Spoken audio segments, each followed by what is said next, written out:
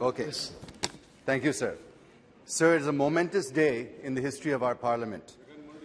It was a historic day that this House, which witnessed our freedom struggle, witnessed India's tryst with destiny, witnessed the creation of the Indian Constitution, and is now witnessing as we are bidding adieu to this great House, sir.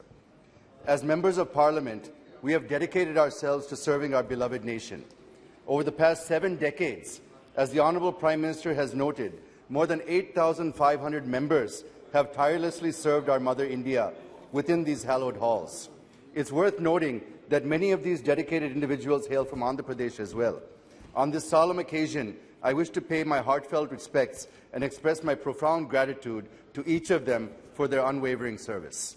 Sir, I'm here to serve my second term, extending my services to the people of my constituency, state and country.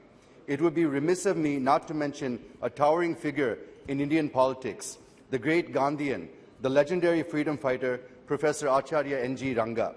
He served as a member of the Central Legislative Assembly from 1930 onwards and as a member of the Indian Parliament since independence until 1991.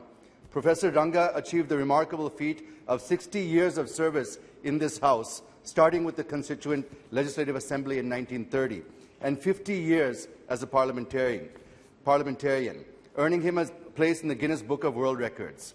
Many of you have seen his statue at Building Gate number 4 of this Parliament House. Sir, Professor Ranga was an inspiration to generations of politicians, including my own grandfather, Sri Paturi Rajgopal Naidu, a freedom fighter and 2-time Member of Parliament during the 6th and 7th Lok Sabha. Another great leader from the state of Andhra Pradesh that I should mention here is Sri GMC Balayogi, who served as Speaker for the 11th and 12th Lok Sabha and who was elected unanimously and served with distinction.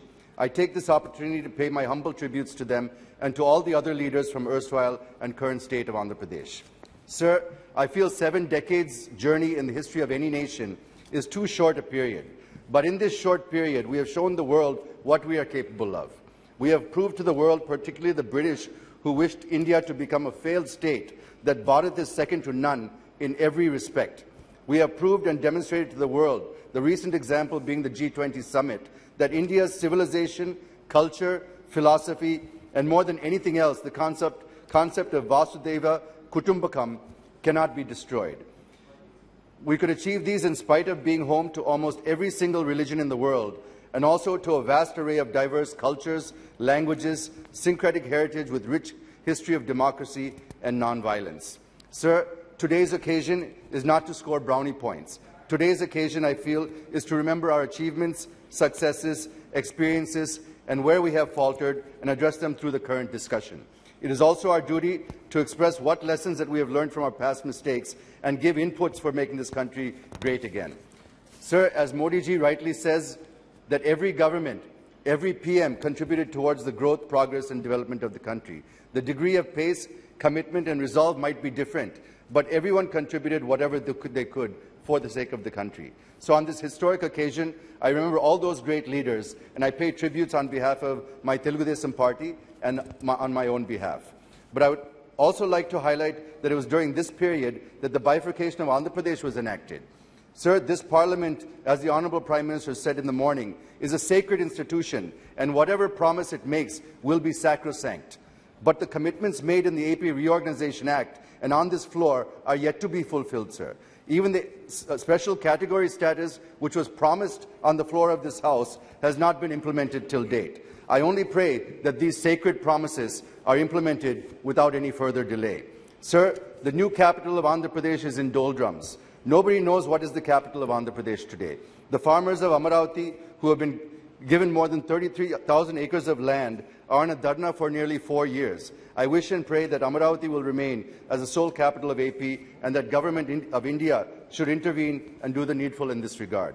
Sir, from 2014, under the leadership of Honourable Prime Minister Sri Narendra Modi ji, there have been many initiatives that have been introduced aimed at making India Atmanirbhar and positioning it as a global power. Of the many achievements over the past 9 years, I would rate financial inclusion through Jan Dhan Yojana as the most successful achievement, which helped inclusive growth and reduced corruption, which otherwise, as per Sri Rajiv Gandhi, only 15 paisa used to reach the beneficiary. Yes, Jayadev Galla ji. Sir, just give me Please. few more minutes, sir. There are some very important points I want to make. The second is Ujjwala Yojana, which helped 10 crore women escape from the cooking with firewood, coal, dung, cakes, etc., instead of using safe, clean and environment-friendly LPG. So I'll skip to the end, sir. Sir, my party, the Telugu Desam Party, has played a pivotal role in this country's politics and growth.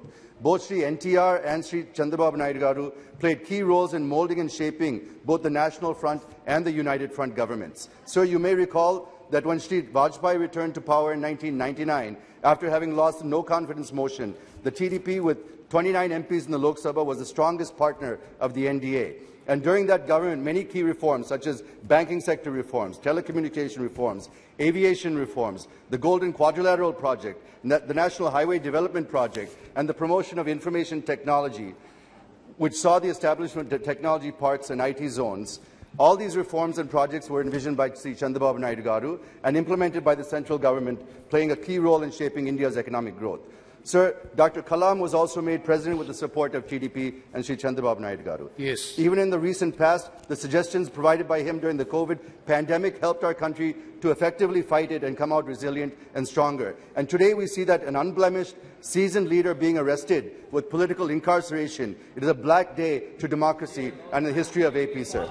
I wish to bring to the notice of the Honourable Prime Minister and the Honourable Home Minister how law is blatantly violated, cleverly twisted and maliciously Jayadev Galla, try to avoid all the controversial issues, please. Sir, 2 minutes, I'll finish, sir. No. The main allegation in the case that 10% share of the state government, which comes to about 371 crores, for the purpose of skill development, had been released to the project implementation companies and was swindled through shell companies. But the CID has been unable to establish that the money were entrusted to CBN or his family members. Sir, if 371 crore is siphoned, how 34 technical development? One second, Mithun Reddy, sir, please. let me you just conclude, because sir. this is last day of the. See, this is the last day in this parliament. Please conclude. This is the most important without having any controversial issues. Sir, it's the most important issue. So the spirit of today's discussion is not such a manner. Just conclude with the sentence, please. One second. Sir, all I wish to submit is that this kind of political vendetta, misuse of enforcement agencies and political incarceration should be stopped in every state. And I appeal to the Honourable Prime Minister and Home Minister to direct the officials you can respond to it. to immediately release Sri Chandrababu Naidu. Thank you, sir. Thank you very much.